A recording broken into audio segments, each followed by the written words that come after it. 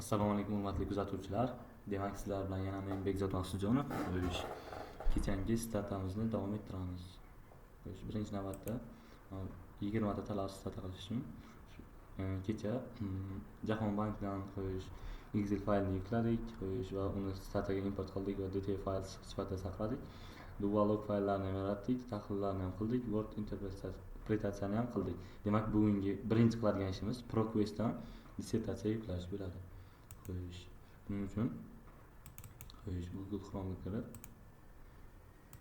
ProQuest saytini ochib olamiz. ProQuest mana chiqdi.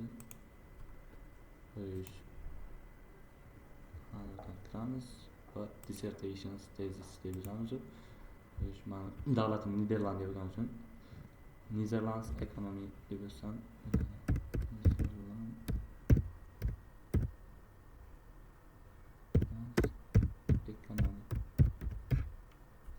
poisk beramiz. Mana bir qancha dissertatsiyalar chiqdi.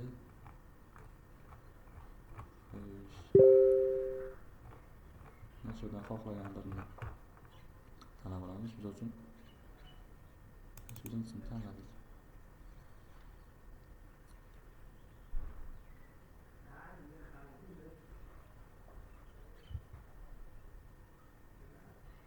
Mana bu yerda chiqadi. Hozir biroz xato qilib turamiz. Shuning uchun ko'rib tushunasizlar.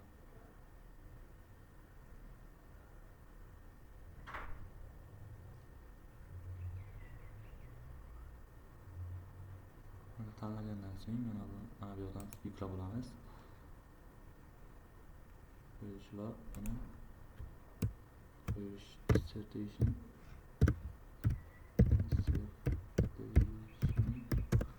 deb saqlab qo'ysak bo'ladi.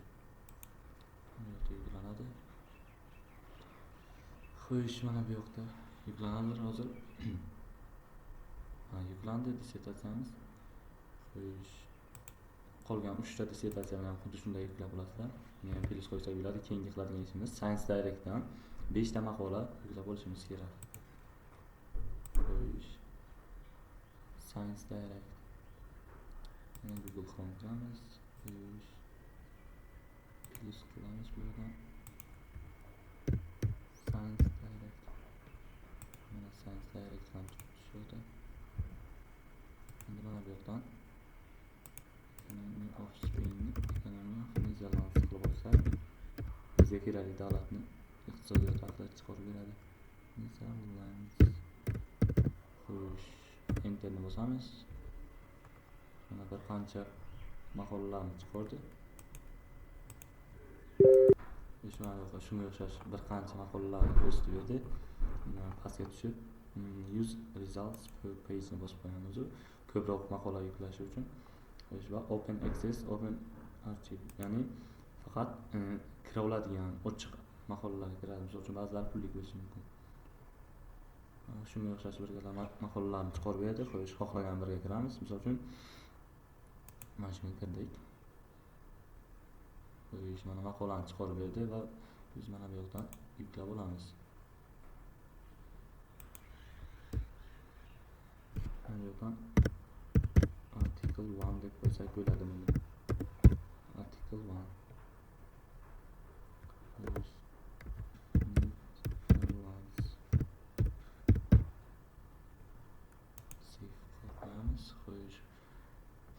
Xuddi shunday qolgan maqolalarimiz ham shunday davom etadi. 4 ta maqolani ham shunday yuklab olamiz. Undan keyingi ishimiz Mendeley Reference Manager, ya'ni iqtibos qilish. Shuni ko'rib o'tamiz. Bundan chiqamiz. Demak, Google Chrome'ga kirib Google Chrome'ga kirishimiz shart emas, chunki Mendeley Reference bizda bor. Mana bu yerdan add reference qilamiz, import from files. Bu yangini tanlab olamiz, ya'ni article 1 Netherlands deb saqlantirib qo'yganimiz uchun shuni ochib olamiz. Mana yerda ochyapti hozir.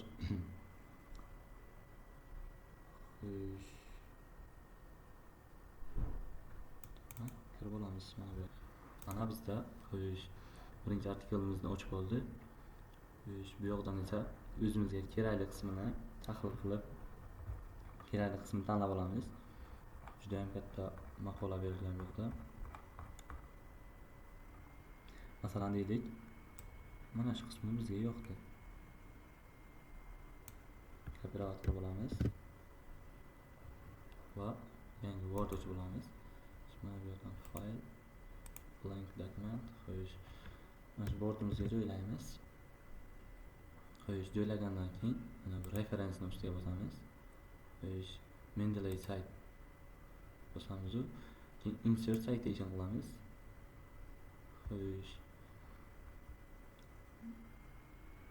unconventional resource, mana shu insert citation qilamiz. Mana o'zi avtomatik citation qilib beradi bizga. Qo'yish qolgan 4 ta maqolamizni ham xuddi shunday citation qilib olsak bo'ladi. Endi esa bunday qilib turamiz. Qo'yish add reference, import file, dissertation 1, open. Bu ham biroz vaqt olishi mumkin.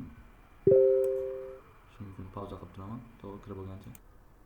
Qo'yish, demak, dissertatsiyamiz ham yuklandi. Endi buni ochib olsak, mana ko'rib turganimizdek ochildi va nihoyat. Mana shu qismini belgilab olamiz. Control copy. Endi yana qaytib Word'ni ochib olamiz. Word'ni ochgandan so'ng kattalashtirsak, enter, Control slide va hozirgidek Mendeley site, mana bunda insert citation site mana chiqdi. Xuddi shunday qolgan dissertatsiya va maqolalarni ham citation qilib olamiz. Qo'yish keyingi ishimiz ham bo'ldi.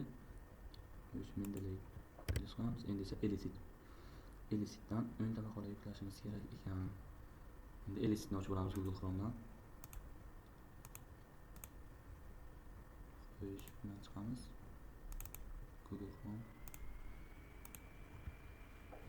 Elicit oldin bosib berganimiz uchun bor hozir ham. Qo'yish. Manda independent variable GDP bilgan uchun the impact of GDP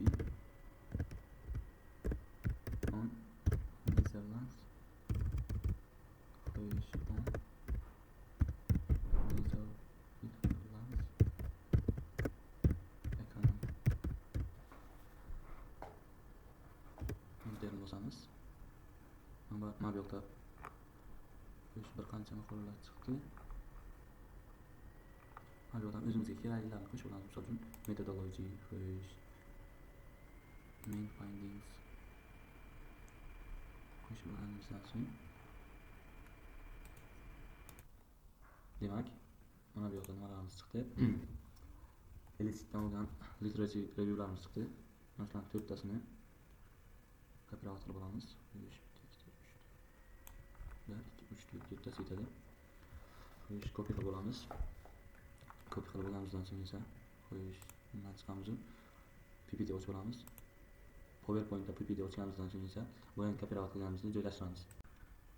Demak, PowerPoint ochib oldik mana. Qo'yish boya operator qilib olganimizni endi joylashtirsak ham bo'ladi. Mana joylashtirdik. Qo'yish mana shu shaklda chiqadi bizga. Uni 4 tomonini kengaytiramiz endi. Qo'yish bunda shunday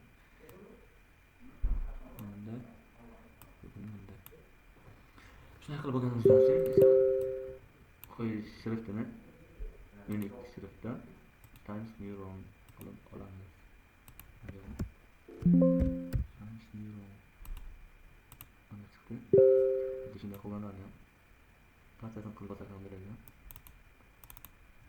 Control A bilan tanlab olsak bo'ladi. Qo'yish mana bunday qilamiz. Shriftini unique qilamiz. Va mana bu yerdan Times New Roman qilsak bo'ladi. Mana hammasi o'zgardi Times New Roman'ga. Qo'yish endi mana bu citationlar kerak yo'q. Shuning uchun o'chirib qo'ysak bo'ladi. Xuddi bunday shunday ketdi. Pak ketdi bunisi. Bunisini ham o'chiramiz. Mana tayyor holatga keldi. Endi bu iterativ reviewga xulosalashimiz kerak. Xulosasini ham nimadan olsak bo'ladi? O'sha elisitni yuqorisida turganda summarizing. Mana bu yerda boyangi maqolalarimiz chiqadi va mana bu yerda summariz turibdi. Mana summarizini shundoq qilib kontrol qilib ko'ramiz. Xo'sh, mana PowerPoint'imizga joylaymiz. Control start. Joylaganimizdan so'ng buni ham tartiblaymiz.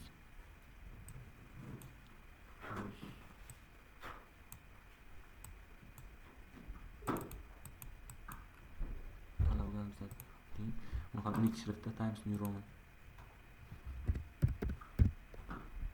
qilganimizdan so'ng mana bu ham tayyor bo'ldi.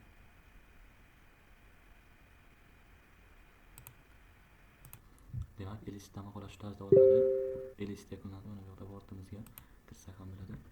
Xo'sh, Elisitni ham ko'rsatib qo'yamiz. Undan keyingi usulimiz, xo'sh, API usulida API usulini ko'rsatishimiz kerak. Demak, buning uchun Word fayl ochib olamiz. Mana bu fayldan blank dokument qilamiz. Boyagi summary bo'yicha API start qilamiz. Control start. Xo'sh, endi buni Control start qilgandan so'ng Times New Roman'da unik shriftga qo'yamiz. Xo'sh, mana orasidagi mana buni 1.5 qilamiz va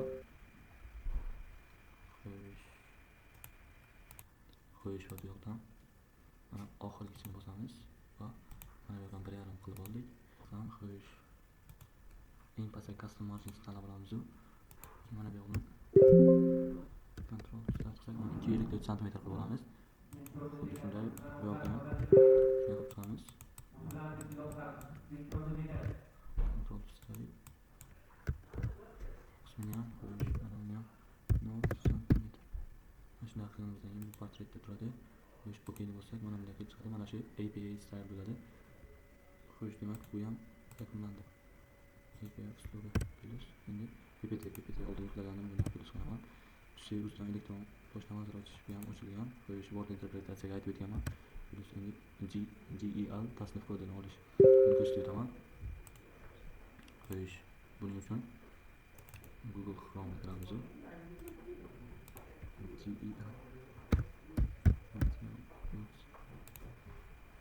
Mana birinchisiga bosamiz. Interfeysi mana shunaqa bo'ladi. Mana shunday chiqadi. Va misol uchun men macroeconomics tanlayman. Misol uchun qaysi variabl tanlagan bo'lsak, misol uchun neoclassical bo'lsa, mana shuni tanlaymiz. Control copy qilib Word faylga joylashtiramiz. Xuddi shunday. Monetary policy bo'lsa, misol uchun E52 mana shuni tanlab olib joylashtirib chiqamiz. Demak, bu ham tushunarli bo'ldi. Xo'sh, mana plus. Demak, keyingi qiladigan ishimiz, xo'sh, offset raqamini ro'yxatdan o'tkazish. Qilamiz. Google Chrome'ni ochib olamiz. Offsetga kiramiz. Offset ustamizda mana bu yerda sign in register bo'lsangiz, mana ma'lumotlarni kiritilgan sign in to offset. Xo'sh, mana ro'yxatdan o'tgan turibdi. Xo'sh, demak, bundan plus qilsak bo'ladi. Plus keyingi ishimiz researchgate.com'dan ro'yxatdan o'tish. Plus qilamiz.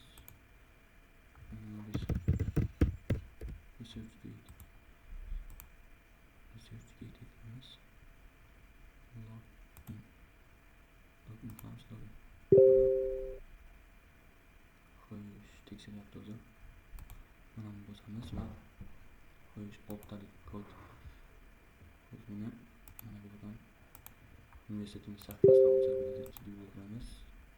Shu mana bu yerda elektr pochtamiz sayt. Xo'sh, mana bu yerda profilimda turibdi va mana bu yerda kod kelganish kerak. 556 463. Mana shuni kopiya qilib. Xo'sh, paste qilsak, login qilsak, kirish kerak. Mana kirdi. Bu ham o'z nihoyasiga yetdi. Demak, offset buni kirish qilamiz. Endi grammarly.com'dan xo'sh, tekshirib olamiz. Bunday qilamiz. Bu yoqdan grammarly.com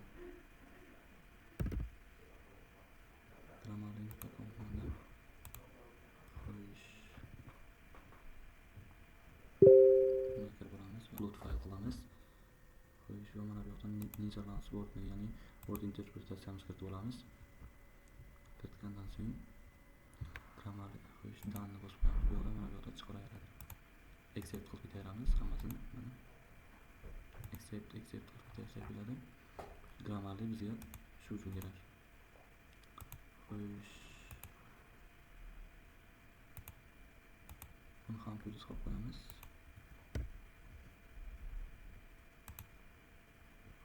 Xo'sh, ekranni yozib olaman. Plyus bilan endi ResearchGate ga PPTni yuklash.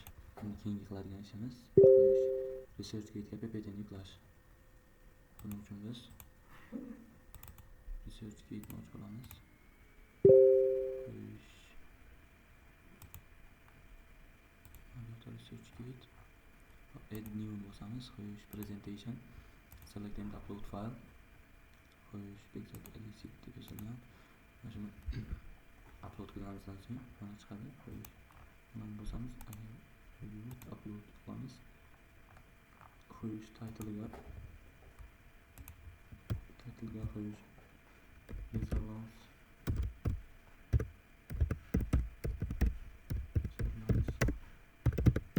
economy deb yozamiz. Afterlarga Bigzot maxsus xo'sh, continue qilamiz. Bu yoqdan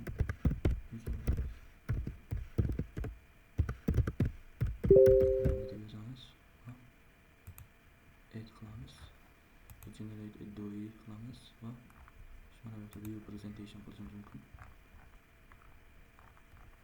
Xo'sh, mana bu yerda prezentatsiyamiz yuklangan.